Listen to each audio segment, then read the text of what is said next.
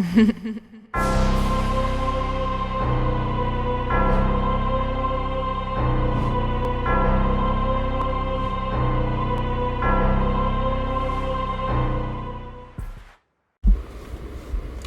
what's going on, everybody? This your man King Bezos, man. Yo, we back at it here with like another video of the sports betting week 2 NFL touchdown edition. You already know. So last week, man, NFL week 1, man. Last week it was a split, man. You know what I mean? Definitely was a lot of disappointments.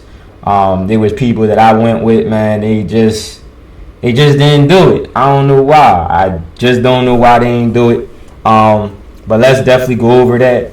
So Adam Thielen definitely was on my list. Scored two touchdowns. You had Robbie Anderson. Robbie Anderson definitely put in that work for his lone touchdown, and that was his only catch during that game. You know what I mean? But he definitely scored the touchdown. Very disappointed in that Julio Jones, man. Y'all know that I was really excited about Julio Jones going over to that Tennessee and with his matchup, man. And everything was just right for him. And he just folded, man. He just folded. You feel me? Like that him and Tannehill really didn't look in sync with each other, man. So they got to get that stuff together, man. Like they got to get their act together, because I mean, this week, like, they got to play against Seattle, and with Seattle put it on the Colts last week, man. It was definitely brutal for the Colts. And James Robinson, I mean, what was Urban Meyer even thinking? You're going against the Texans. That's like an EGW, and they just fell behind late. Tyrod Taylor, he was out there balling, and Mark Ingram, Phillip Lindsay. It's just like, oh, come on. You know what I mean? And then he got Carlos Hyde in the mix. Like, I mean, Carlos Hyde really was in the mix for last week, and it kind of really hurt James Robinson, man. But, you know, we actually split on that. It's a brand new week for week 2. You know what I mean? So, without further ado, like, let's actually get into it. You know, for the first game that we're going to talk about is the Pittsburgh Steelers and the Las Vegas Raiders. Now, you know, going back to week 1, the Raiders, man, they came out with a really great win versus the Ravens, man. Like, that was an awesome game. You know what I mean? But I think this week's definitely gonna be like a little bit different though, because last week, like, they was at like their home stadium. That was like their first ever time playing there. You know what I mean? So you know that the crowd, that they was going to be pumped up, they was going to be amped up, you know what I mean? So now they travel all the way over to Pittsburgh, you know what I mean? And it can be brutal over there for Pittsburgh, man. Pittsburgh's fan base is actually one of the best, you know what I mean? So I think for this week, Najee Harris, man, I actually like his chances on that definitely getting a touchdown. I will say that the Raiders were really good on the pass rush. Surprisingly, like Max Crosby and that Carl Naismith, they were really good, man. You know what I mean? Like, they really got to you know, so Lamar Jackson, and they had a shot at getting to Ben Roethlisberger. You know what I mean? Like, they definitely gonna have a couple of times to definitely get to him. But I think off of last week, Najee Harris played every single snap. That's 100%. He played every single snap on the field. Didn't even leave the field. That is very rare to see for a rookie running back, definitely. But that lets me know that the organization has the utmost confidence in Harris, man. And they're going to do everything necessary just to give him every opportunity, every chance, every touchdown. You know what I mean? All the yards. So I like Najee Harris to definitely have like a real good bounce back game. You know what I mean? I actually know he ain't have like the game he was supposed to have though, but you are playing against Buffalo's defense. That is a rivalry game. You know what I mean? But I do think versus the Raiders, it's like a little bit softer matchup. The Raiders, they were 32nd versus the run. And that's actually really good. Like, that's dead last. You know what I mean? I understand Pittsburgh has a couple little offensive line issues, though, but it's nothing that they actually can't fix for the most part. You know what I mean? And if you're 32nd versus the run, I mean, it's a dream cake matchup. You know what I mean? Harris should be going in this game with, like, two touchdowns for real, though. But I do like Harris to definitely score a touchdown that for this week. On the Pittsburgh wideouts, I know last week Deontay Johnson had a crazy touchdown catch or up in the end zone, man. Like, you know, he almost didn't come away with it, though. But, you know what I mean, he definitely scored. But for actually this week, it's a good matchup. You know what I mean? Raiders, they were 10th on the pass, which is good, you know what I mean? But considering the fact that a lot of these stats, it's only one game, guys. Like, it's one game, so don't really feed all up into all of these stats, because, you know, like the Raiders, like, they're not going to be 10th on the pass throughout the you know, the entire season. Like, they're just not, you know what I mean? So that number is definitely going to go down. And like their corners really don't pose much of a threat, honestly. Because I will be honest with you, like the two best matchups that I really like is actually Juju Smith-Schuster. Juju Smith-Schuster is going against a rookie, man, and Nate Hobbs. And that Hobbs gave up 0.23 fantasy points. I know that is saying it's a good matchup for Hobbs, but it's Juju Smith-Schuster. And, you know what I mean, he actually got a couple of targets last week, man. So he's going to be in the offense. Plus, they're going to run three wide-out sets. So you know Juju's going to be up in the mix for that, man. You know what I mean? And I like Chase Claypool. Chase Claypool, he actually plays over on, like, the outside, 6'4", man. He's, like, you know what I mean? He's actually tall as hell. You know what I mean? And he'll be going up against Casey Hayward when he's on, like, the left-hand side, because he plays 36% on the left-hand side going up against Casey Hayward.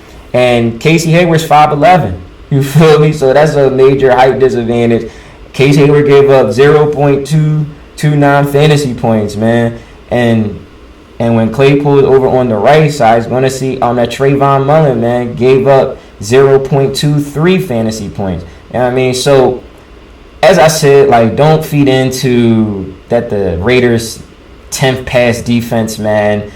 Like, these wideouts, like, they're definitely going to torch the other cornerbacks, man. You know what I mean? We already know Juju's definitely one of the that fastest receivers. And on top of that, last week, that Claypool actually got past the defense. It's just that that Ben really didn't have much time to really give Chase a chance, man. But I think that for this week's home matchup, you already know that the defense definitely going to get turned for Pittsburgh. You know what I mean? And they got that crowd behind them.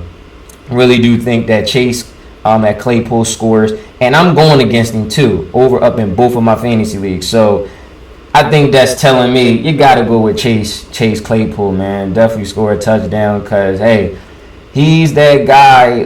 He can give you 2 or 3 touchdowns, man, any given Sunday, man, because his upside is just crazy. Juju Smith-Schuster, he can definitely burn the rookie, man. He can take like a 40, 60-yarder to the crib. I mean, I actually do like at Najee Harris to that definitely punch in for a touchdown. You know what I mean?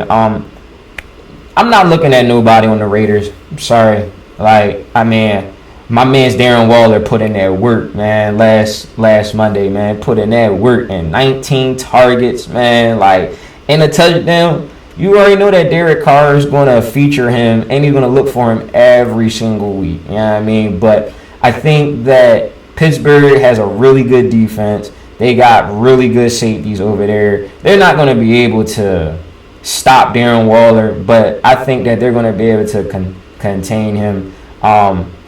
Pittsburgh has a good run defense for the most part. They have a good pass defense. So there's nobody that I'm really interested in on the Raiders.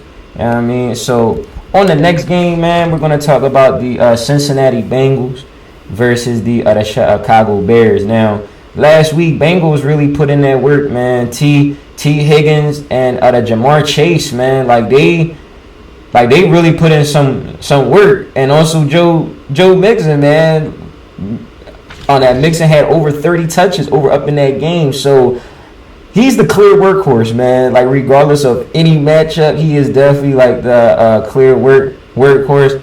Excuse me, one second. I don't know why that joint just came down like that. That joint tripping, rolling.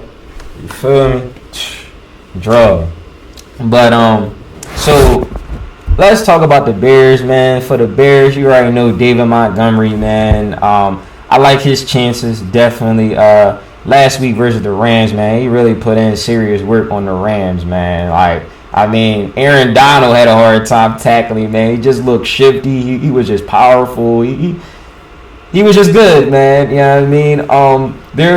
There was some slight concerns with David Montgomery coming into this season, only because that they signed Damian Williams, and then with Tariq Cohen coming back from his injury. You know what I mean? But I think though that like they put those concerns to rest for right now. You know what I mean? And the Bengals, they were 6 that versus the run last week. And you know, I'm gonna keep on saying this to y'all, man. It's just one game. All of these stats, like they're all gonna change, man. Seriously, Bengals don't have any really good linebackers to like that really cover running backs, man. Like their run defense will be bad again for this year. I'm trying to tell you, so don't worry about the Bengals being the 6th best run defense, because that's definitely going to change. You know what I mean? It was encouraging that David Montgomery had 16 carries, man. Like, you know, that's a lot. Like that's a lot of carries. And also Dalvin Cook had 20 carries, and yeah, like they stopped him for like 60 yards on the ground, but he scored a touchdown. You know what I mean? So I think that if Andy Dalton can push the ball down the field and they get to that goal line, David Montgomery's going to punch one in, man. Seriously.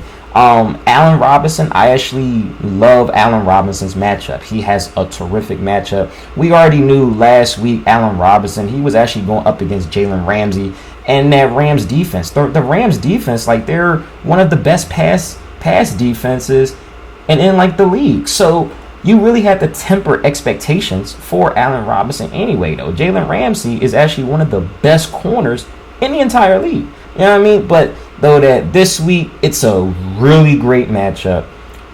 Cincinnati was 29th versus the pass. Like, they were horrible. Adam Thielen torched them for last week. Justin Jefferson had a really nice game. Should have had a touchdown, Justin Jefferson, but that the refs ruled him down over at the 1 yard line. And then Dalvin Cook, he actually scored his touchdown. So Allen Robinson will be on the left-hand side at 22% of the time. He's going up against Eli Apple. I mean, Eli Apple just looked bad, you know what I mean, versus Adam Thielen. You know what I mean? Eli Apple gave up 0.43 fantasy points. You know what I mean? And it's a height advantage to Allen Robinson is 6'3". That Apple is only 6'1". I'm expecting for Allen Robinson to take over that matchup. He'll be on the right hand side 35% of the times going up against Adobe Awuzie. He's not good either. You know what I mean? Like you saw what Justin Jefferson did, you saw what Adam Thielen did. You know what I mean? And Awuzie gave up 0.300 fantasy points. And honestly, Allen Robinson played in the slot. He'll be in the slot 43% of the time, which was very encouraging going up against Mike Hilton. And that Mike Hilton gave up 0.590 fantasy points. So that is a tremendous matchup over up in the slot. Hilton is 5'9". As I told you, Allen Robinson 6'3". So hey, you do the math on that. All around, it's a great matchup for Allen Robinson, left, right, and then on the slot. You know what I mean? You're just really banking on for Andy Dalton to push the ball and be able to have motivation to beat his former team. Now, I actually will say it's not a primetime game. You know what I mean? And That Andy Dalton really has struggled numerous of years on prime time games, but it's a home matchup. You know what I mean? So I actually do think Andy Dalton can get the job done. Also, too, take a chance on that tight end Cole that Clement on the Bears. That last week Andy Dalton actually likes to throw the tight ends too. I think though that he's actually more of like a long shot to actually score a touchdown. Bengals are not that good versus tight ends. Like they were not that good. So definitely I look out for him. If you want, I mean, anything can happen. Jimmy Graham is still on the team. He didn't see that much time on the field, but it's Jimmy Graham, man. I mean, you just really never know, honestly. Over on Cincinnati, Joe Mixon's going to get a lot of work. You know what I mean?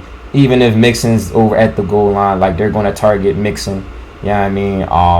So he is a good threat to also score, but I think that the matchup really lies over on the wideouts. And you saw last week, Cooper Kupp just dominated. I mean, I don't know what the Bears defense they was even I don't know what the Bears defense they was even thinking or nor even doing, letting Cooper Kupp be wide open for that long yard touchdown. Like, I don't know what they were doing. Like, there was nobody covering him, and it was horrible for them. You know what I mean? Kupp torched them. Robert Woods, he didn't have the best game, but that he did wind up scoring a touchdown. And I think that's going to be the same for this week.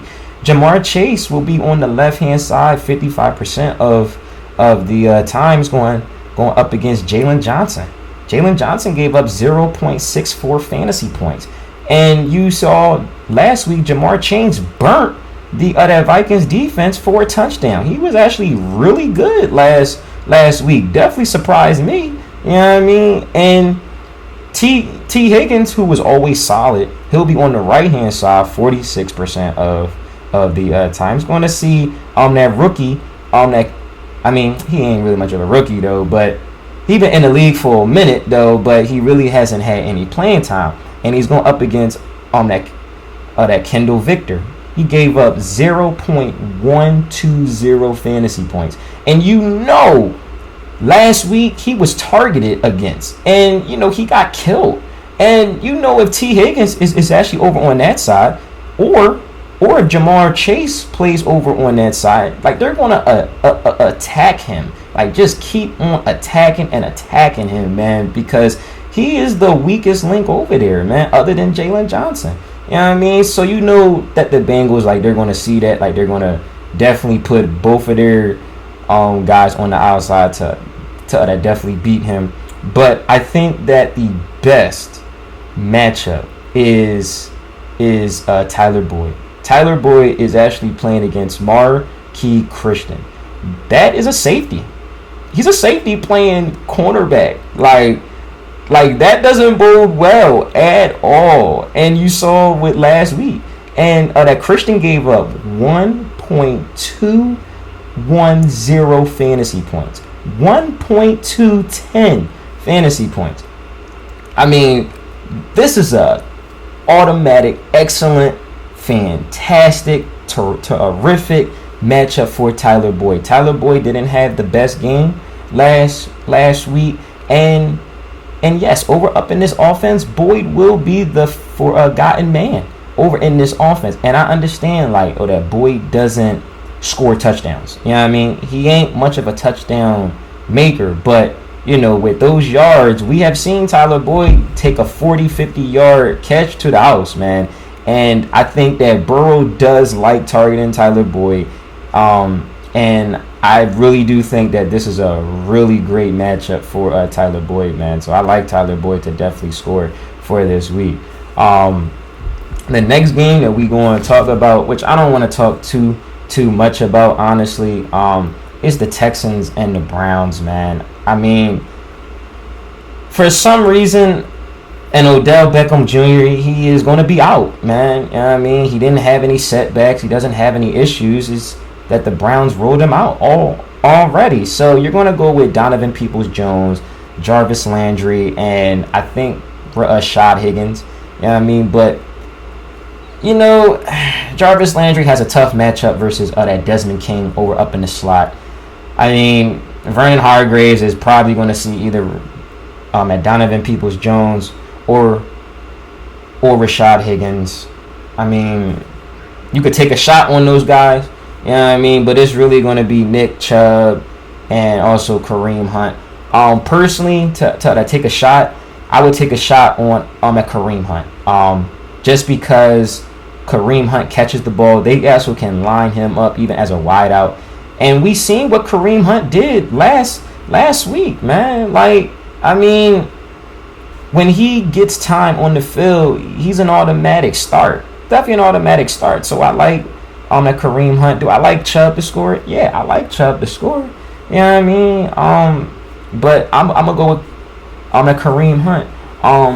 As I told y'all last week, I don't care. Just fade all Texans. I don't care that Mark Ingram scored. I don't care that Phillip Lindsay scored. Like, I don't care about that. You feel me? Like, I mean, just fade all the Texans for real, because they don't really have any options over there that I'm like, yeah, definitely pick them to definitely score. Like, just not going there. So, next game we're going to talk about is the LA Rams and the Indianapolis Colts. For the Rams, I mean, you can go with Darrell Henderson. You know what I mean? Like, Darrell Henderson really looked good last week. But the Colts can actually stop the run. Carson actually last week, he had a solid game, but he did have that one fumble. It's Chris Carson, so that's expected. You know what I mean? But I think that for the Rams, like, you target Cooper Kupp, Robert Woods, and you take a shot on Tyler Higbee. You know what I mean? Cooper Kupp, he dominated for last week. You know what I mean? That versus the Bears.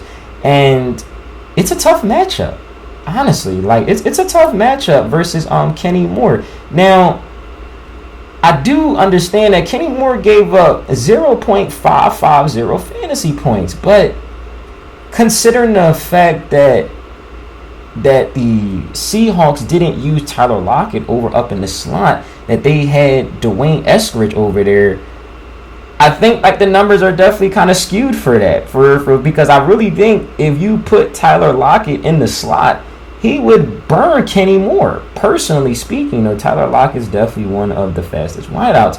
And Cooper Kupp is fast and he's strong. And Cooper Kupp is 6'1". Kenny Moore is actually 5'9". So even though that it can be a tough matchup, Cooper Kupp can actually have his way versus Moore anyway.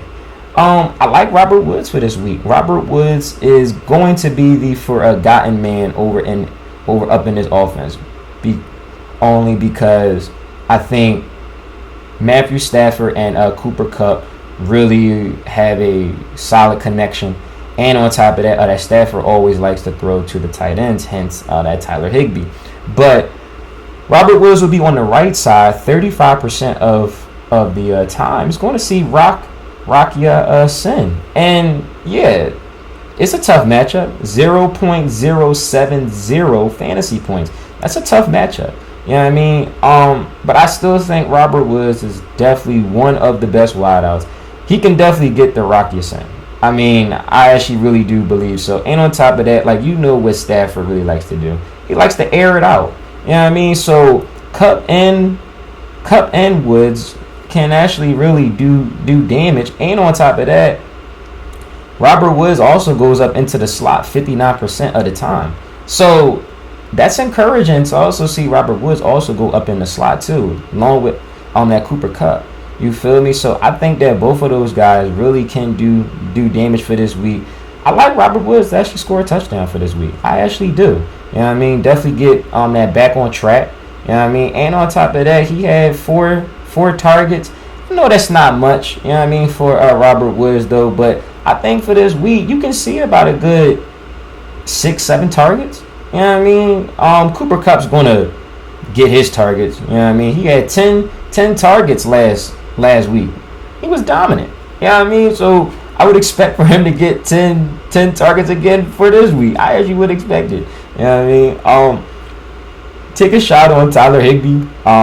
I do think that Tyler Higbee is a really good solid option to that definitely score. Colts were 23rd versus tight ends last week, and as I said before, it's only week one. It's only one game. Numbers are crazy, off of week one. So you got to give it time, But it is encouraging to actually see that the Colts were 23rd versus tight ends. And last week, Higbee had 6 targets, and he had five catches. He was in the offense. He was really involved in the offense. And Matthew Stafford, he actually likes to target tight ends. So, yeah, if they're at the 10-yard line, can that Higbee score a touchdown? Yeah, sure. Definitely. And on top of that, also watch out for Darius Leonard though. Darius Leonard is actually questionable with an injury. So, and we're not sure if Xavier Rhodes is actually going to play for this week. So definitely look out for those 2 injuries. Those 2 injuries will be huge losses. And if both of those guys doesn't play, because it helps out Darrell Henderson, and it also helps out that Robert Woods, who also will be on the outside. You know what I mean? For the Colts, if you want to take a shot on Jonathan Taylor, you seen that you actually can run on the Rams, but it's a 1-game sample size, guys. You know what I mean? I'm not touching any other receivers because Jalen Ramsey is just going to shut down everybody over there for not sold on the tight ends or anything. So I would say for this week, definitely stay away from all Colts, man. I'm just not feeling nobody on that offense and I think that they're going to have a lot of trouble on that moving the ball, personally speaking. The next game we talking about is the that Buffalo Bills and the Miami Dolphins. Last week the Bills just looked awful. God damn, Josh Allen just looked awful, man. But definitely give credit to the Steelers defense, man. When you got Devin Bush, TJ Watt over there, definitely being able to rush the passer. Your quarterback's really not going to do too much. You know what I mean? And we know Allen is one of the elite quarterbacks, man. You know what I mean? So I'm expecting for the Bills offense as a whole to have a really great bounce back game versus that Miami. I like Josh Allen to score a touchdown. Miami was at 20th versus the run. Miami's really not that good on the run. And, considering the fact that they have Zach Moss, who was inactive last week, and you got Devin Singletary, when you get down to the goal line, Josh Allen's going to take that on that goal line run. He's definitely going to take it. You know what I mean? And on top of that, they're playing they're actually playing in Miami. Allen normally does terrific versus the Dolphins, even in Miami. You know what I mean? So, I like Josh Allen to definitely score a touchdown for this week. You can go with Stephon Diggs and Cole Beasley. Last week, Diggs had 14 targets. That's just what he does for real. You know what I mean? Allen is just always going to look to Diggs. And Cole Beasley had 13 targets. You feel me? Now, that with Diggs is going to be shadowed by Xavier Howard. You know what I mean? And that's a tough matchup. Xavier Howard is one of the best corners in the league. You know what I mean? And, Diggs had some success versus Howard last season. But it wasn't nothing crazy or anything. Can he beat Xavier Howard for a touchdown? Yeah, sure. Can Xavier Howard pick off a Josh Allen? Yeah, sure. You know what I mean? So I think that's a neutral matchup for him. Cole Beasley is actually very interesting because Gabriel Davis, he actually is questionable. It doesn't look like he actually is going to play, so that's going to open up some more targets. And Josh Allen trusts Cole Beasley, man. I mean, with 13 targets last week, and he had 8 catches, that actually clearly lets you know he actually trusts Cole Beasley playing up in the slot. And he'll be in the slot 98% of the time. And he's actually going up against Nick Needham. And yeah, it's a tough matchup. 0.140 fantasy points against, but you got to understand, as I said, it's week 1. You know what I mean? Dolphins really don't guard the slot very well. So yeah, I like Beasley to definitely score a touchdown for this week. Josh Allen's gonna find him. You know what I mean? And take a shot on Dawson Knox, tight end. I mean, Dolphins were 22nd versus tight ends. I don't know what it is. It's just that the Dolphins just don't want to guard tight ends for some reason. And yes, Dawson Knox isn't that tight end that will give you Darren Waller or actually Mark Andrews type of numbers. He ain't really going to give you those type of numbers. You know what I mean? Can he sneak in for a touchdown over at the goal line? Yeah, sure. We have seen it before. You know what I mean? So that's nothing new. You know what I mean? And on top of that, Allen trusts Knox. You know what I mean? For the Dolphins, news just broke that Will Fuller will not play because of personal issues. I mean, I don't know. I have no idea. We'll just wait for his debut. You know what I mean? Like, we'll just wait on it. I'm not touching nobody on the Dolphins either. That the Bills have a good defense. I mean, Tua still has much to learn personally. You know what I mean? I like Devontae Parker, but when you're going to see Davis White is definitely one of the best corners up in the league. So I'm actually fading all Dolphins. The next game that we're going to talk about is the San Francisco 49ers and the Philadelphia Eagles. I like Kittle for this week. You know what I mean? Eagles, they were second versus the pass. But the Eagles were 20th versus tight ends. And, you know, we know that the 49ers want to run the ball, but they're going to go with a running back committee. Deebo Samuel, he actually popped off for last week. That was a surprise. He definitely popped off. Brandon Ayuk is going through his own personal issues. You know what I mean? So that remains to be seen. But I think with George Kittle, I actually like Kittle to definitely score. You know what I mean? Like, you actually still got Jimmy Garoppolo over as like your other starting quarterback there. Like, there aren't any other options. Eagles don't have any safeties that actually can match up with Kittle. They don't have the linebackers that, like, you know, that also can match up with Kittle. And on top of that, last year Kittle torched the Eagles. He had 15 targets, 15 catches, and 183 yards and a touchdown. I mean, can he do that again? Yes, he actually definitely can. You know, I like Kittle for this week, but you don't know what Kyle Shanahan's going to do. Every game, Shanahan normally just goes left. Even when it's actually supposed to go right, he wants to go left.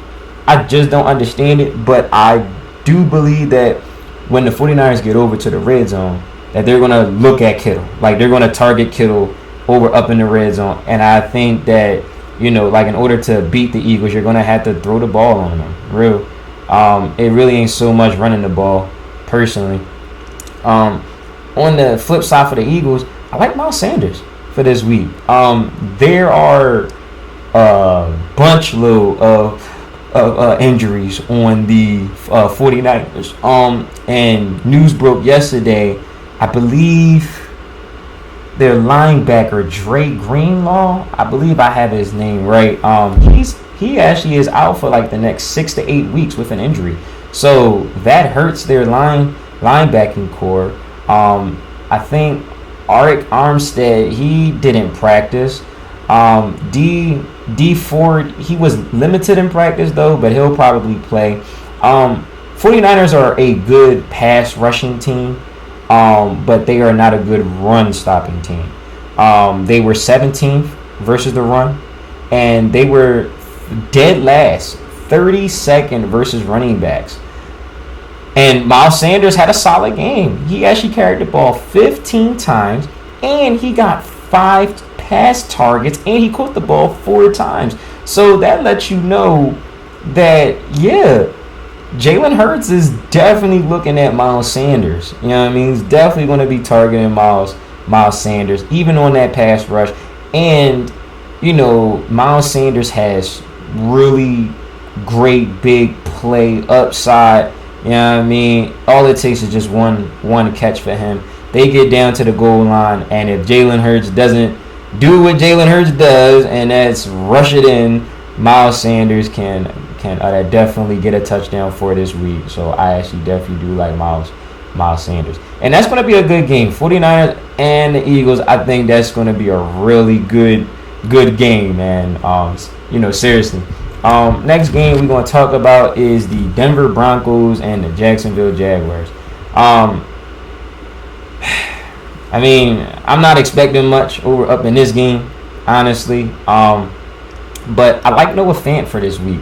Yeah, Jerry Jeudy's going to be out for like the next 4 to 6 weeks with a leg injury. And, you know, that's a huge blow to the offense. But I got to give credit to where credit is actually due. Teddy Bridgewater, man, he looked good.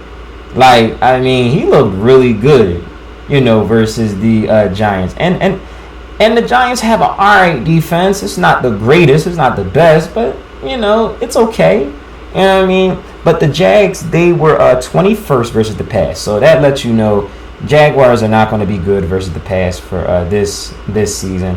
And the Jags, they were 13th versus tight end. So they were in the middle of the pack.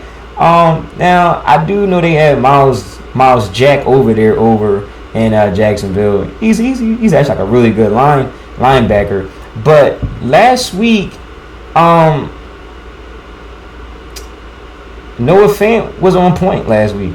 He was on point for real. Like, you know, and I see Teddy Bridgewater has a connection with Noah Fant.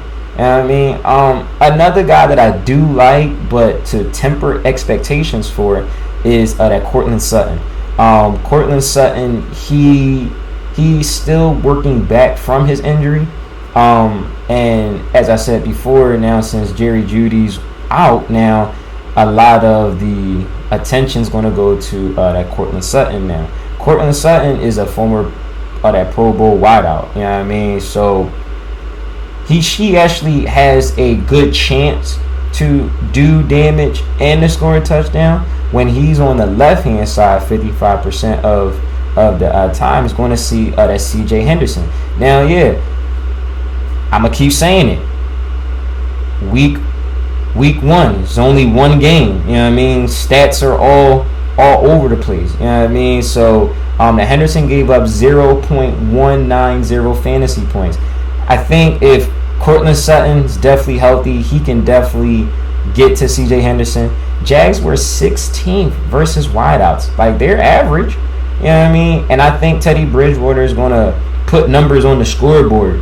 You know what I mean? Versus this defense. 2 other guys on the Broncos offense is KJ Hamler and also Tim Patrick. Both are burners. You know what I mean? KJ Hamler will be in the slot 28% of the times. Going to see Tyson Campbell. Campbell gave up 1.020 fantasy points against. I mean, can KJ Hamler catch one for a long yard bomb? Yeah, sure. We actually have seen it. And I've seen Tim Patrick do it. Patrick will be on the right-hand side 50% of the time. He's going up against Shaquille Griffin. He actually gave up 0.440 fantasy points. So those are 2 guys you could take a shot on. I mean, I don't see why not. You know what I mean? Like, that they have great matchups for real. And, you know, Teddy's going to look for them too. You know what I mean? Definitely going to look for him. Melvin Gordon and also Javonte Williams. The Jags were at 28th versus the run. I mean, Jags are just not going to be good on the run. You know what I mean? And I played with the Jags over on Madden 22. Their defense is nothing to write home about for the run and on the pass, honestly. You know, and Gordon had that crazy run touchdown last week, but Gordon only carried the ball 11 times. Williams carried it 14 times. I mean, clearly that they like Javonte Williams more than they like Melvin Gordon, because if Melvin Gordon didn't have that crazy run touchdown, we would probably be pivoting towards Javonte Williams more, honestly. But I think that time is actually going to be here before you know it. Javonte Williams will probably take over this backfield. You feel me? All it takes is either for the coaches to say, hey, we're going to give Williams more work, or you have a Melvin Gordon injury for real. So I like both of these guys for real to that score for week 2. On the Jag side, take a shot on DJ Chark. DJ Chark balled out last week. You feel me? And so did Marvin Jones. What did I say last week? You could take a shot on Marvin Jones. Marvin Jones was that guy who actually scored a touchdown. DJ Chark scored a touchdown. Yeah, I mean, so I think for this week you can go with DJ Chark. DJ Chark would be on the left-hand side 55% of the time. It's going to see Patrick Surtain Jr. Ronald Darby, he's out. He's on IR. He got hurt last week, so they're gonna put the that rookie out there. We're gonna see what Patrick Surtain does. I mean, but DJ Chark is a burner. Can Trevor Lawrence find him for a long yard bomb touchdown? Sure. You already know he can. You know what I mean? You already know that. You know what I mean? So I like DJ Chark. Marvin Jones has a bit of a tougher matchup. Excuse my language. I think Marvin Jones can actually still probably get the job done. You know what I mean? But I'm not expecting much on this game, honestly. Then the next game is the Minnesota Vikings and the Arizona Cardinals. And Arizona just looked dominant, man. I mean, they just looked flat out dominant. Kyler Murray just put on a show. Christian Kirk put on a show. DeAndre Hopkins put on the show too. And the Vikings, they look good last week. They actually look pretty good. On the Vikings, I mean, sure, you go with Dalvin Cook. I mean, Cardinals, they were average on the run. They were 13 versus the run, so they're average. You know what I mean, but you're really not going to stop Dalvin Cook. Dalvin Cook's going to get the carries. The dude had that 20 carries last week. I know he had 60 yards, but he also scored too. If they're over at the goal line, I just penciled Dalvin Cook in, man, for a touchdown. Adam Thielen, as I said, put in that work, man. Put in that work. You feel me? He actually had two touchdowns. And I did say that you could go with Justin Jefferson. Justin Jefferson almost scored. You know what I mean? But, as I said before, the refs ruled him down over at the 1, which actually set up Dalvin Cook. For this week, I like Justin Jefferson for this week. I think that he's going to score for this week. Almost had a touchdown for last week. He'll be on the left-hand side 53% of the time. He's going up against Marco Wilson. He actually gave up 0.180 fantasy points against. As I said, I'm going to keep saying throughout, the entire video, because I know y'all are probably hating it. It was one game. You know what I mean? Stats are all on that over the place. You know what I mean? That this Cardinals defense can be had. It can be had. Yes, they have a really good pass rush with Chandler Jones, who was an absolute monster. They got J.J. Redick. They got Isaiah Simmons. They got Buda Baker. They got tons of other weapons over there. But that their cornerbacks can be had. And Adam Thielen is another prime candidate to definitely score again for this week. He's going to be on the right-hand side 53% of the time, going up against Robert Alford. He gave up 0.110 fantasy points against, and it's a height disadvantage. Adam Thielen 6'2", Alford is 5'10". don't be surprised if the Adam Thielen goes with actually like another touchdown. Like, don't be surprised at that. And I believe I'm playing against him or up in my fantasy team, so I think you know as to who's going to score a touchdown. I actually still like Jefferson. You know that Jefferson had nine targets last week. Thielen had 10, and on top of that, Adam Thielen actually has had some success. Back in 2018, over up in week 6, Adam Thielen had 15 targets, 11 catches, and 123 yards and a touchdown. So, as I'm talking to you about this, I'll lean more towards Adam Thielen definitely scoring. I mean, he is their red zone guy. It's their red zone target. Cousins trusts him. Can Jefferson definitely score? Yeah, sure, definitely can. But I really think Adam Thielen can like really score again. You know what I mean, for this week. Right now, I don't see any touchdown regression coming from Adam Thielen, man. I actually really don't, because they're always going to be throwing the ball. They're either going to be down most of the time, and we know what the Cardinals offense does. On the flip side for the Cardinals, I like Kyler Murray. I mean, you know, Kyler Murray scored last week, and you know, as I said last week, Lamar Jackson, Kyler Murray, and also Josh Allen. Those are 3 guys that are always primed to like definitely score. Yeah, I mean, the Vikings, they're dealing with some injuries, so look out for that. They're dealing with Anthony Barr, who is definitely one of their best linebackers. He actually may not play.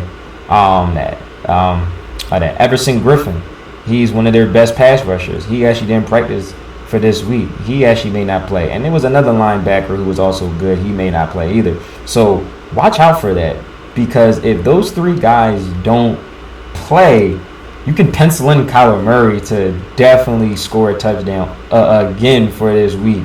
I like DeAndre Hopkins. I mean, yeah, DeAndre Hopkins will be going up against Patrick Peterson. DeAndre Hopkins plays on the left-hand side, 81%.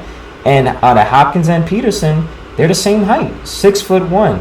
Peterson gave up 0.150 fantasy points. That's going to be a really good matchup. I mean, it doesn't matter. DeAndre Hopkins is actually matchup proof. Last week, the dude had 8 targets. He only caught the ball 6 times, but he had two touchdowns. Just don't be afraid of the matchup. You know what I mean? That Hopkins can get to Patrick Peterson. You know what I mean? He can definitely score for a touchdown. So I actually do like DeAndre Hopkins. Chase Edmonds and James Conner, it's a toss-up, honestly, that the matchup does favor them, you know. But if I really had to choose, I would really go with Kyler Murray more. Kyler Murray, he's just a beast, man. I mean, I think Kyler Murray's matchup proof.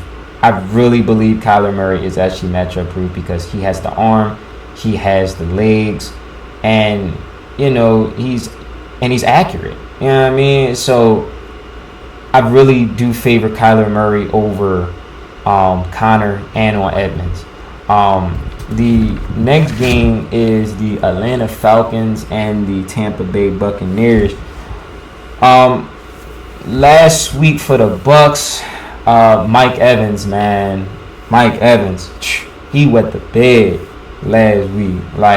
And you know, credit to Trevon Diggs on shutting Mike Evans down, but it was more of a Chris Godwin type of game and Antonio Brown type of game, you know. So Brady just went with as to who had the better matchups, and those guys had the better matchups. You know what I mean? But I'm going right back to Mike Evans, man. I mean, Brady knows that Mike Evans is one of the best receivers up in like the entire league. He is their red zone target up on other than Gronk, you know, Brown, you know, and Mike Evans will be on the left-hand side 51% of the time. He's playing against Fabian Monroe. He gave up 0.700 fantasy points against.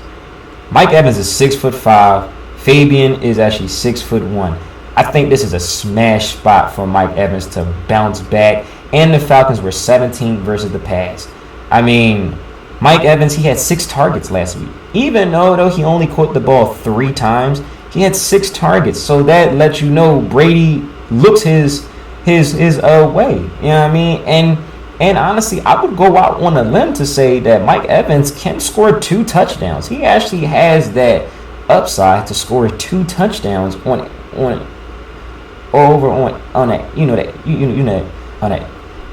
any given Sunday and shit. Excuse me for that. I hate stuttering. But and in 5 games in 3 years. Let me say that again. In 5 games in a 3-year span, and that's 2018, 2019, 2020. 3 years in 5 games, he has played the Falcons. Mike Evans has had 32 targets, 23 catches, 370 yards, and 2 touchdowns for his career versus the Falcons in those 5 games and in a 3-year span. So that lets you know that Mike Evans has done damage to the Atlanta Falcons. And it's a terrific matchup for him. Yes, Chris Godwin and Antonio Brown, that they have terrific matchups. But I would go right back to Mike Evans. You know, history has shown, like, when Evans has a poor game, he normally balls out for, like, the next game. Very, very rarely do you see Mike Evans have 2 back-to-back bad games. And not to say that it can't happen, you know what I mean? But I would really bet my money on for Mike Evans to actually that really score a touchdown for this week. Right now, I believe he's at like a minus 105 for his odds. So I'm waiting and I'm hoping that comes up to plus money. Even if it's at like a plus 100, definitely hope that changes though, because that would be a steal for real. Even at minus 105 is a steal too, you know what I mean? But I would like him at plus money. On the flip side for the Falcons, Calvin Ridley has a really great matchup. He had a good matchup last week, but that Falcons offense, man, it just looked brutal. I mean, what did I tell you last week? I already had told you that even though Ridley had a really good matchup, you were banking on Matt Ryan to push the ball down the field. And Matt Ryan ain't do none of that. I mean, Calvin Ridley had, 8 targets. He's going to get the targets. But he caught the ball five times, and he only had 51 yards. You know what I mean? So the yards definitely got to get up. And Matt Ryan has to push the ball down the field, man. They're actually not going to they're not going to score any points if, that Ryan's not taking chances or as though that he's overlooking certain guys. It's just not going to happen. But Calvin Ridley will be on the left side 68% of the time, and he'll be going up against Jamal Dean. Jamal Dean gave up 0.460 fantasy points, so that's a terrific matchup. Hopefully, Carlton Davis does not shadow Calvin Ridley. Carlton Davis can be had. He definitely can. But I think that Jamal Dean's going to be on him. It's also worth noting that Sean Murphy-Bunting's going to be out for this week. He actually is the slot corner. We're actually about to talk about that just a couple of seconds. And Calvin Ridley versus the Bucks. In 5 games in a 3-year span, 2018, 2019, 2020, Calvin Ridley has had 48 targets, 32 catches, 373 yards, and 3 touchdowns. So he does really great versus the Buccaneers. And I think that he can definitely score a touchdown as long as Matt Ryan can move this offense. You know what I mean? Take a shot on Kyle Pitts. We know a lot of people really like Kyle Pitts. And he ain't do much. You know what I mean? Caught the ball 4 times, but it is encouraging that he had 8 targets. That is very encouraging for him. So that lets you know Matt Matt Ryan definitely was looking towards his way. Buccaneers were at 21st versus tight ends. Buccaneers can't seem to guard tight ends, and you can line up Pitts anywhere in the slot. He actually played that some snaps over up in the slot. He can play on the outside. You can have him over at the that line of scrimmage. So I like Pitts. And can Pitts score a random touchdown? Yeah, because he definitely can. I think a lot of people probably won't be off him, but I like Pitts. The last person you could take a shot on also is Russell Gage. Russell Gage really didn't do much last week versus the Eagles, but he's going up against Ross Cockrell. And as I said before, Sean Martin Buffing, he is their slot corner. He'll be out for this week, so he'll be in the slot 57% of the time. Ross gave up 0.610 fantasy points. Russell Gage can definitely score a touchdown. It's a long shot for him to score, but hey, that the Buccaneers pass defense can be had. And also, watch out for Jason Pierre-Paul. He actually didn't practice for this week, so he may be out for this week. And if he's out, that's a huge blow to the pass rush for the Buccaneers. That can only help Matt Ryan anyway for just throwing the ball. You know what I mean? So I think this has a chance to be a back and forth game. And it's a divisional game too. So hopefully that motivates Ryan to come on out and actually be able to have a better game. Hopefully Calvin Ridley has a better game. But I'm going with Mike Evans on this, man. I actually think that he's going to have a really solid bounce back game. The next game that we're going to be talking about is the Dallas Cowboys versus the LA Chargers. This right here is going to be just a back and forth type of game. Excuse me, 1 minute. I don't understand.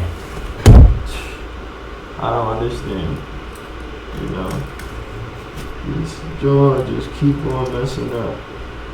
You feel me? Oh man, this is bad. Alright. We should be good now. Hopefully I won't have any more problems.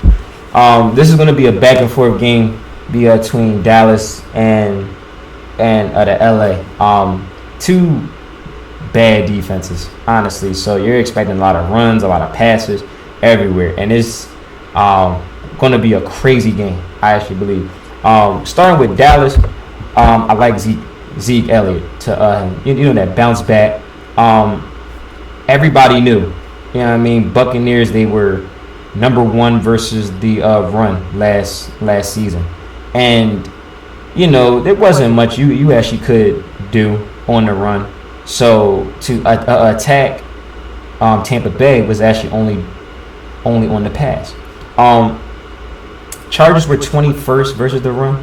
And I think this bodes well for Zeke because last week Antonio Gibson had 20 rushes, 90 yards, 5 targets, and he caught the ball 3 times. Now, Gibson didn't score, and Gibson also fumbled the ball too. But I don't think Zeke is elite enough to not fumble the ball. He has fumbled the ball before, but I think versus this Chargers run defense, it doesn't scare me. They don't have the linebackers for Zeke. And hopefully Zeke can get more involved over in the passing game. And I think that Dallas for this week is actually going to make an extra effort to feed Zeke. Like, you gotta feed Zeke for this week, man, because a lot of people are saying that he's washed up, he's just not good. The dude's still young. So I like Zeke to definitely score for this week. I like Amari Cooper to definitely score a touchdown. He dominated last week, man. Cooper had 16 targets, 13 catches, and 139 yards and 2 touchdowns. He was terrific versus Tampa Bay. He was unguardable for real. And Cooper will be on the right side 35% of the time. He's playing against rookie Asante Samuel Jr., who actually gave up 0.370 fantasy points against, and it's a height disadvantage. Samuel's only 5'10", Cooper's 6'1", and also Cooper's big and he's strong. I mean, and also Dak loves throwing to Cooper. You already seen 16 targets. I mean, and the Chargers, they were first versus the pass. I'm trying to tell you. I've been telling you this throughout the entire video. Don't worry about week 1 stats. It's only one game. You feel me? They're not going to be that good on the pass. I'm trying to tell you, Chargers are not going to be that good on the pass. And they're for sure definitely not good on the run. I know you're tired of that, me saying that, but don't worry about the week 1 stats so much. It's only one game. Numbers are actually skewed for the most part. I like CD Lamb. Also too, going back to Amari Cooper. They actually moved Amari Cooper all over the field. He'll be on the left-hand side 31% of the time. He'll see, who will he see? Michael Davis. It's a tough matchup, but I think Cooper can definitely have Michael Davis. And Cooper also plays in the slot 33% of the time. He'll see Chris Harris Jr. That's a tough matchup too, but I still think Cooper is really good enough to have both of those guys. You feel me? So yeah, I like Cooper to actually score a touchdown for this week. I also like CD Lamb. You could also take a shot on the slot guy.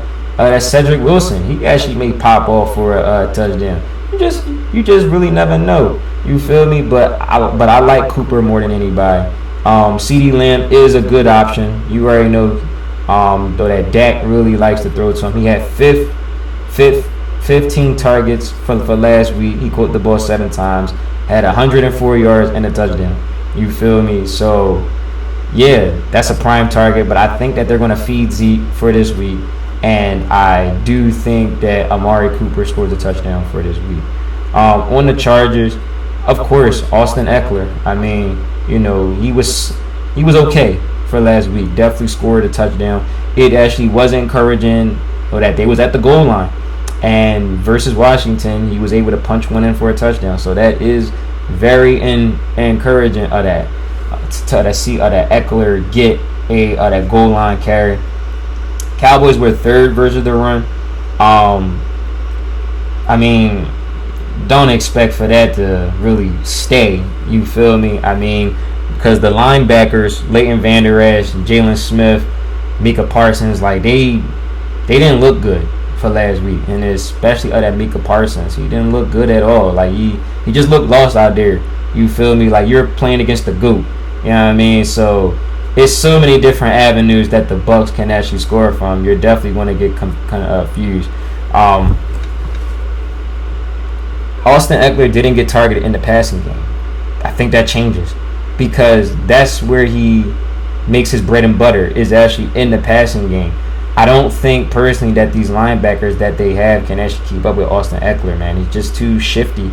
You feel me? And yeah, they could probably stay waiting for like a little bit though. But once Eckler gets out in actually like the open space, because he's going real right. The one guy that I love is Keenan Allen. I mean, Keenan Allen, he had 13 targets last week. He caught the ball 9 times, and he had just 100 yards versus Washington. I mean, he was looking dominant versus Washington. And look, I was at that game. There was nothing Washington could even do versus Keenan Allen. And, you know, Keenan Allen, he'll be in the slot 68% of the time. He'll be going up against Jordan Lewis. Jordan Lewis gave up 0.490 fantasy points against. I mean, Jordan Lewis, he looked bad for last week. You can ask Chris Godwin. You can ask Antonio Brown. You feel me? Like, so I like Keenan Allen to definitely score, and it's a height disadvantage. Keenan Allen's 6'2", Lewis is 5'10". So if they're in the red zone, they're actually definitely going to go with Keenan Allen. I actually really do like Keenan Allen for this week. I like Mike Williams. Mike Williams on the left hand side, he'll be on the left hand side 45% of of the time he'll actually play against that Anthony Brown. He gave up 0.510 fantasy points. But when he's on the right side, he'll be facing Trevon Diggs. And Diggs, as I said, he actually did an excellent job shutting down Mike Evans. He gave up 0.08 fantasy points against. That's a tough matchup for Mike Williams over on the right side. So you're banking on for Mike Williams to be on the left-hand side and for Justin Herbert to actually take a shot deep versus on the Anthony Brown. And it's a height mismatch. Mike is 6'3", Brown is 5'11", but with Diggs is 6'2", so it's not so much of a height advantage. I think Trevon Diggs might be a good cornerback for Dallas for this season. Probably he actually looked good. You're going up against Mike Williams, who actually is a boom or a bust for the most part, though. But I would go with Keenan Allen, man. And Mike Williams had 12 targets for last week. So this lets you know that the Chargers offense really has limited options for as to who they target the ball to. It's either Keenan Allen, Austin Eckler, you got Mike Williams, and you got Jared Cook. Other than that, I mean, you really don't have anybody else for the most part. But that this game is actually really going to be high scoring back and forth. The next game is the Tennessee Titans and versus the Seattle Seahawks. God, I hope the Titans fix their game plan. I mean, I hope so. You feel me? Because last week they just looked awful. I loved Julio Jones for last week. I'm not even gonna lie to you. Like, I was really on Julio Jones. He had a great matchup, and him and Tannehill just could not connect. Like, they just couldn't get the job done. And on top of that, AJ Brown, he scored. You know what I mean? He was alright. Derrick Henry just looked bad for last week. Like, there was just no running lanes for Derrick Henry. Speaking of Derrick Henry, Seattle is 16th versus the run. I mean, they're average. You know what I mean? I'm expecting for Derrick Henry to have a bounce back game. I'm expecting that. I actually like Derrick Henry to definitely score for this week. Last week he actually carried the ball 17 times, 58 rushing yards. That is not gonna do it for real. You know what I mean? Like, you're gonna have to definitely bump up on them rushing yards. But it's encouraging that he got 4 targets and he caught the ball 3 times. That's encouraging for Derrick Henry to really catch the ball, because that we have seen Derrick Henry catch a 50-yard that screen pass and also take it to the house. You know what I mean? I like Derrick Henry. AJ Brown has a good matchup. Once again, for real, he'll be on the right hand side 47% of the time. He's going to see DJ Reed. DJ Reed gave up 0.250 fantasy points. AJ Brown he's actually 6 feet, and DJ Reed's 5'9". I like AJ Brown to definitely punch like another touchdown in for this week. I actually really do. And Brown had 8 targets for last week. He only caught the ball 4 times, but I mean, it's the targets. That's what you're looking at. You know what I mean? If like that, these wideouts can get the targets, then they're good. You know what I mean? Like, they can do something with these targets. You know what I mean? So I like AJ Brown. Julio Jones, God, he'll be on the left-hand side 69% of the time. He's going up against Trey Flowers. It's a good matchup. Trey Flowers gave up 0.310 fantasy points against. Julio Jones is 6'3". I believe Trey Flowers is probably like 5'10" or something, or 5'11". It's a good matchup for Julio. It is encouraging that Julio had 6 targets, so that lets you know that Matt Ryan was looking his way. You know what I mean? He just couldn't connect with just 3 catches. Like, that's not going to do it for real. And it helps Julio for this week because Mike Vrabel cursed out Julio. He didn't curse him out to his face, but he said, though, that, that Julio, he was stupid for like an unnecessary roughness call on a 3rd-and-1 that actually could have been a first down. So Mike Vrabel definitely wasn't happy about that Julio Jones for that. I think that's going to be a little bit more motivation for that Julio to have a much better game, and for him to be a lot more aware and also a lot more conscious of his actions and of what he is actually doing out there personally. Seahawks are 12th versus the pass. I don't think that's going to stay. As I said, it's week 1. All this stuff's going to change. You know what I mean? And in 2 games for Julio, which hopefully could help. Hopefully. In 2019 and in 2020. This is when that Julio played for the Falcons. In 2019, over in week 8, Julio had 12 targets. He caught the ball 10 times, and he had 152 yards. He didn't score, you know what I mean? But it's an outlier to really show you, like, hey, he can torch this defense. And in week 1 last year versus these Seahawks, he had 12 targets. He caught the ball 9 times, and he had 157 yards. He didn't score either. But I'm just saying to you, Julio Jones, he actually can torch this defense. He already got the targets with 6. He just needs to up his catches and his yards. And if Ryan Tannehill can somehow find Julio Jones for a touchdown, terrific. Like, you know what I mean? But their chemistry is going to get better. You know what I mean? It's only one game. You know what I mean? But I do think that Julio has a really good shot at scoring for this week.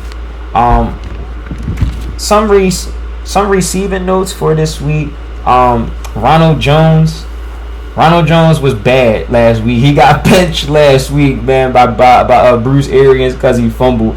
And you know, that's what happens. Just typical on that Ronald Jones. Fumble the ball, you get put up in the doghouse. You feel me? And Bruce Arians said for this week he has a lot of confidence in Ronald Jones. He is their starter. That remains to be seen, honestly, because we've seen Bruce Arians say, hey, you know, Ronald Jones is actually our starter, the whole 9, and then he winds up going with somebody else.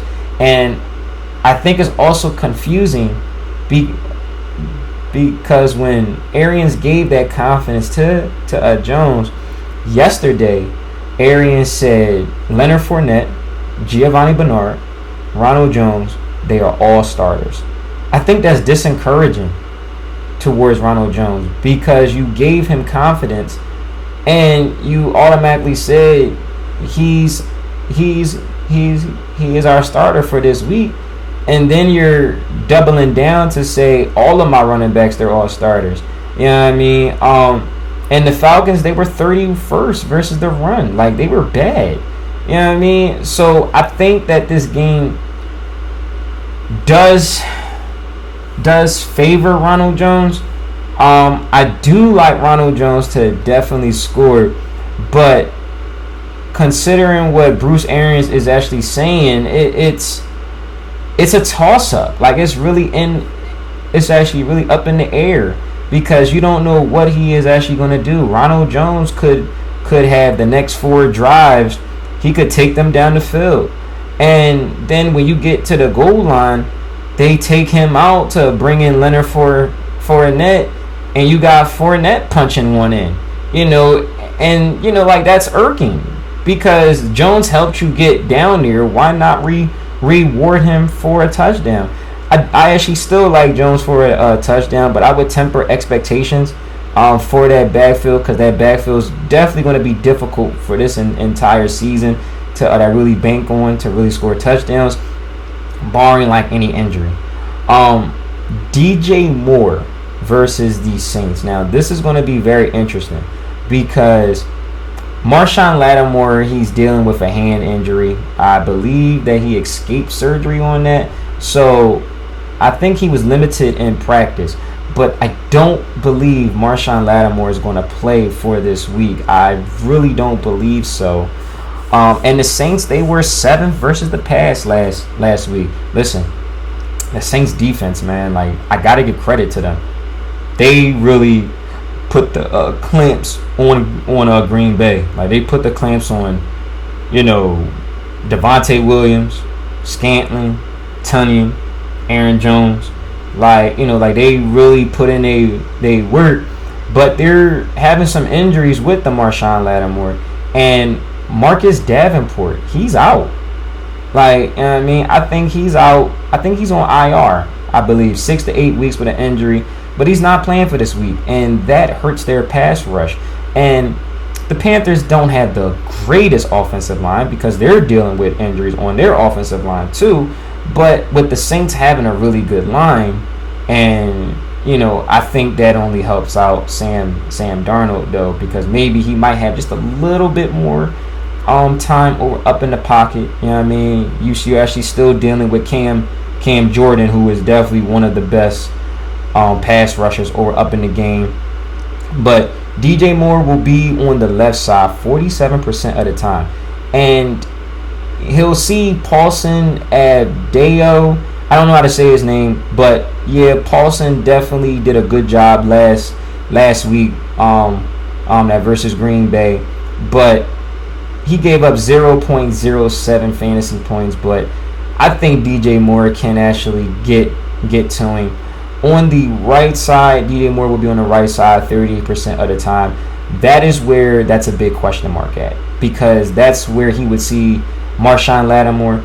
Now, if Lattimore doesn't play, he is going to either play Desmond Trufant or Bradley Roby. Now, Desmond Trufant, he was cut. I forgot who he was cut by, but he got picked up by the Saints.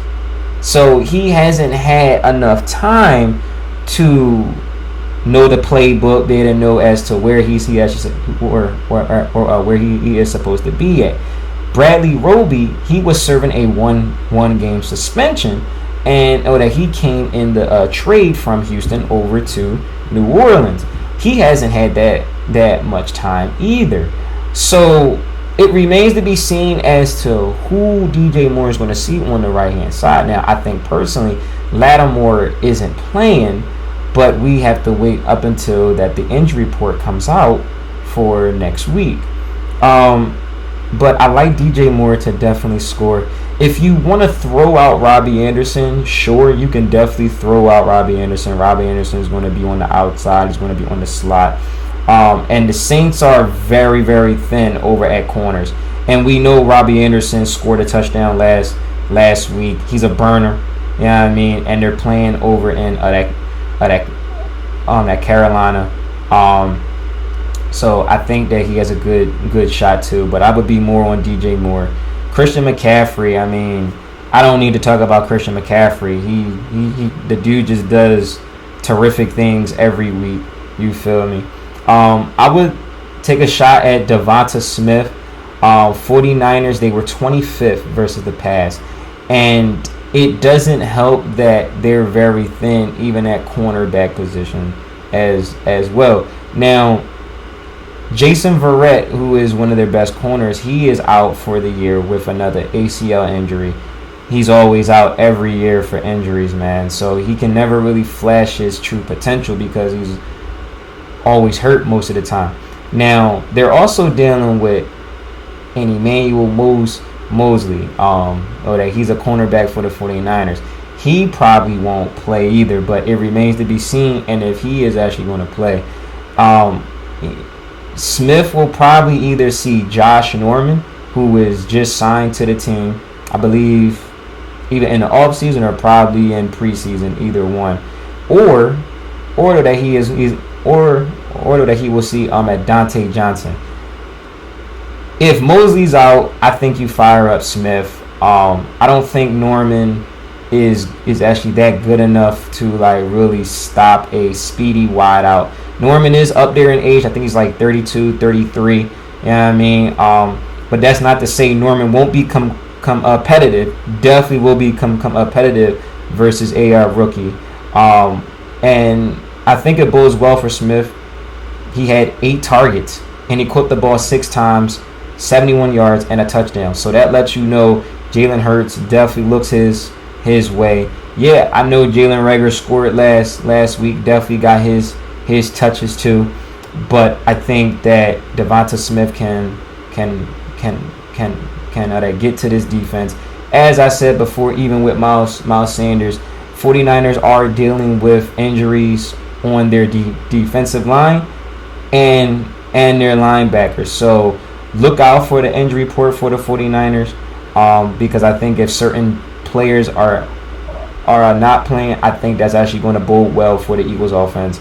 And I hate to say this, but I think the Eagles will probably beat the 49ers for this week.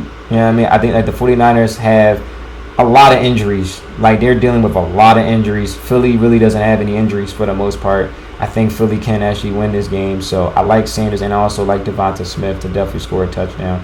I will throw out another name to you. Zach Ertz practice, and I'm not happy about that because I was really loving Dallas Goedert. And yeah, the 49ers actually guard tight ends well, but I just think that Dallas Goedert, man, I just think that he would have been a great choice to actually score a touchdown. It remains to be seen as to, like, you know, how many snaps that these guys are going to take versus this 49ers defense. You know what I mean? Can they each score? Yeah, sure. Like, Ertz can score. Dallas Goedert can actually score too. But I would temper expectations on Goddard only because it looks like that Ertz will actually play on Sunday. This is a long shot right here. AJ Green. I mean, AJ Green last week, he had 6 targets. Kyler Murray looked his way 6 times. AJ Green only caught the ball twice. Now, AJ Green, he'll be on the right-hand side 93% of the time. He's going to see, but Ashad Breeland gave up 1.260 fantasy points. This is a terrific matchup for AJ Green. And yes, I know Hopkins is actually going to see a lot of Patrick Peterson. Christian Kirk, who had a really great game for last week, he is going to see Kenzie Alexander.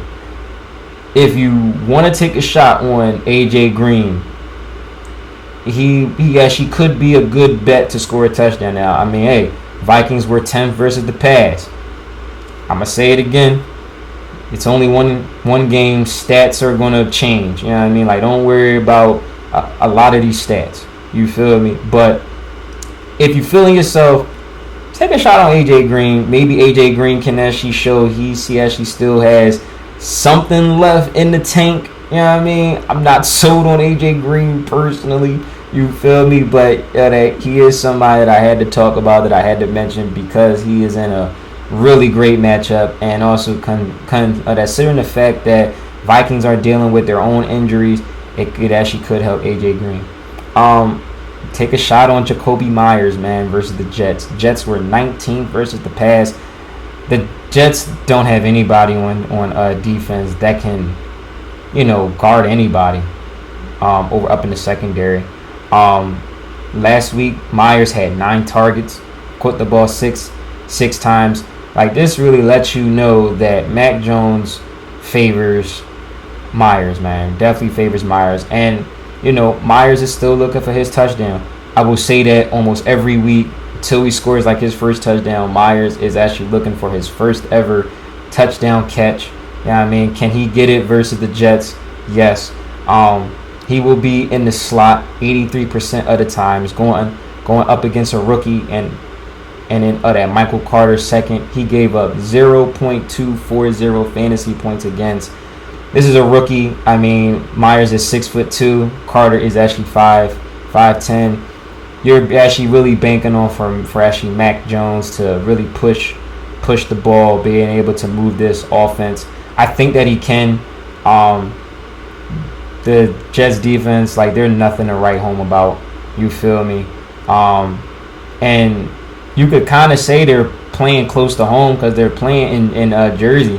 You feel me? Like they're playing over at the Jets slash Giant Stadium. You already know that Foxborough isn't too far from it. You know what I mean? So it's almost like a home game for the Patriots, for real. But I think Myers can actually definitely get his first touchdown. If it's not this week, it's going to be one of these weeks. You know what I mean? And the last person is Jared Cook. I mean, Cowboys are 30th versus the pass, and they were dead last versus tight ends, 32nd. Cowboys just not going to be able to stop anybody. And I also forgot to add too, even in the Dallas and the Chargers game, that DeMarcus Lawrence, he's out.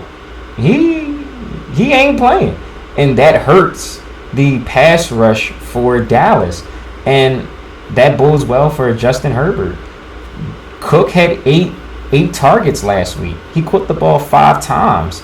I mean, Cook is going to be a part of that offense. And actually, when they get down to the goal line, other than Keenan Allen, can he catch a touchdown pass? Yeah, sure. Because why? Cowboys are dead last versus tight ends. You feel me? So that's all that I have for you for this week. You know what I mean? Hopefully that the guys that actually did not ball in week 1 ball over up in week 2. My picks will be coming out Sunday after 11:30. I need to see who is going to be active and also on the inactive. You know what I mean? I know last week I was away, so I had tickets in for the actives and the inactives list. So definitely, if you like as to what you heard, definitely hit that like button. Definitely hit that subscribe button. You know what I mean? If definitely follow me on that Twitter and on that Instagram.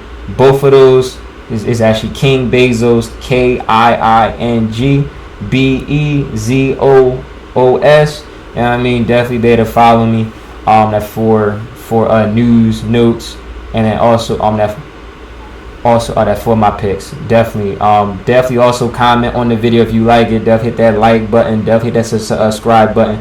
Yeah, I mean, definitely appreciate y'all for that listening, that watching to this. If you made it that for this far, you know what I mean. I actually get it. People only care about the picks. You know what I mean. I actually know I talk a lot and I break a lot of stuff down, but I definitely do appreciate the people that that definitely watch like this content. You know what I mean. Definitely hope it is informative that to you guys to that pick the that best players possible. So hey, like let's actually get this money, get these W's for this week, and I'll be talking to y'all again soon. Peace.